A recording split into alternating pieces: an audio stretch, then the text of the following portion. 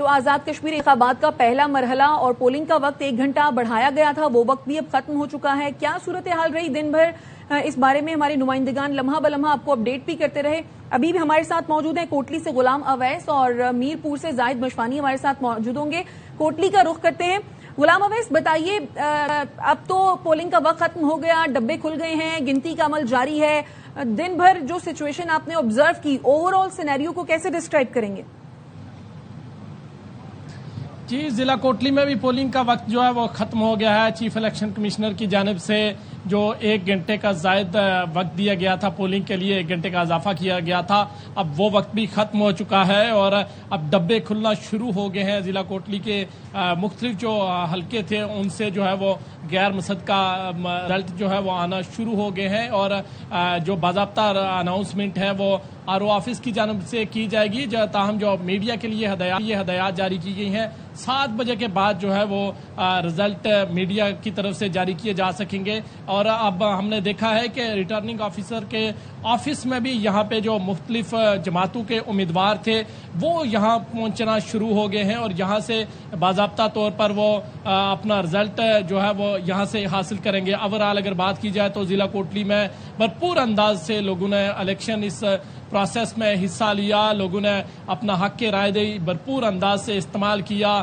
جو جوان تھے انہوں نے بھی اپنا حق استعمال کیا، خواتین ہم نے دیکھی، اور اس کے علاوہ جو بوڑھے بزرگ شہری تھے انہوں نے بھی اپنا حق کے رائے دہی بھرپور انداز سے استعمال کیا اور اس جمہوری حق کو استعمال کیا۔ ضلع کوٹلی کی 6 سیٹوں پر بات کی جائے تو یہاں پہ زیادہ تر جو سیٹیں تھیں ان میں پیپلز پارٹی اور نون لیگ کے درمیان جو مقابلہ ہے وہ دیکھا جا رہا ہے۔ اب اس کے بعد ووٹوں کی گنتی کا عمل جو ہے وہ شروع ہو چکا ہے اور اس کے بعد پتہ چلے گا کہ کون سی جماعت جو ہے وہ ضلع کوٹلی سے اکثریت حاصل کرتی ہے اور کون سی جماعت کو کتنی سیٹیں مل پر۔ اگر میں ڈسٹرکٹ کوٹلی کی بات کروں تو پولنگ کا عمل بہترین رہا اور اس کا یہ پہلا مرحلہ تھا میرپور ڈویژن کے اندر الیکشن کا اور وہ تقریباً مکمل ہو چکا ہے۔ اور جو ڈسٹرکٹ کوٹلی کی 6 سیٹیں ہیں یہ آزاد کشمیر میں حکومت بنانے کے لیے خاصی امپارٹنٹ سمجھی جاتی ہیں اور اس لحاظ سے اب جو امیدواران ہیں وہ ریٹرننگ آفس میں پہنچنا شروع ہو چکے ہیں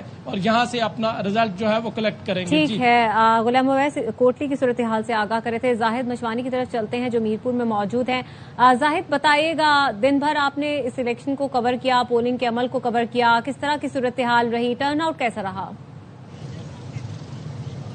ہاں بالکل، میرپور کے شہر میں جتنے بھی پولنگ اسٹیشنز ہیں بہت سے پولنگ اسٹیشنز کا ہم نے دورہ کیا اور دن بھر کے ماحول کے مطابق پولنگ کا عمل صبح 8 بجے جب آغاز ہوا اور 5 بجے کا وقت مقرر کیا گیا تھا جس کے بعد 1 گھنٹہ بڑھایا گیا، اس تمام عمل کے دوران شہر کے اندر کوئی ناخوشگوار واقعہ پیش نہیں آیا اور پولنگ کا عمل اور تمام سیکیورٹی کے انتظامات سموتھ انداز میں بڑھتے رہے۔ تاہم بعض اوقات بعض پولنگ اسٹیشنز پر ووٹروں کی تعداد زیادہ رہی، بعض پولنگ اسٹیشن پر کم رہی۔ خاص کر ایک حوصلہ افزا بات یہ ہے کہ خواتین کی پارٹیسپیشن اس پورے عمل میں نمایاں رہی۔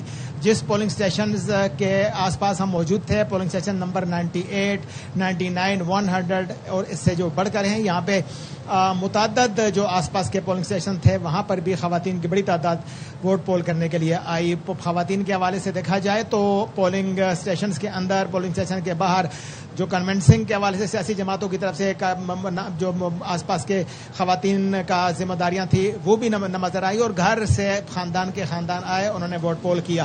بعض پولنگ اسٹیشن پر حوصلہ افزا جو ہے وہ ووٹر نظر آئے، بعض پولنگ اسٹیشنز پر بعض اوقات کم نظر آئے، لیکن دن بھر میرپور کی شہر کے اندر جو عمل تھا یہ ایک خوبصورت انداز میں جاری رہا، امن رہا۔ لیکن اب اس کے بعد جب 1 گھنٹہ کا اضافہ کیا گیا تھا تو کچھ لوگ بعد میں آئے، انہوں نے بعد میں بھی ووٹ پول کیا۔ جو 1 گھنٹے کا وقت مزید دیا گیا تھا، جو لوگ رہ گئے تھے انہوں نے اپنے ووٹنگ کا حق استعمال کیا۔ بہت شکریہ اس حوالے سے آگاہ کر رہے تھے غلام اویس اور زاہد مشوانی۔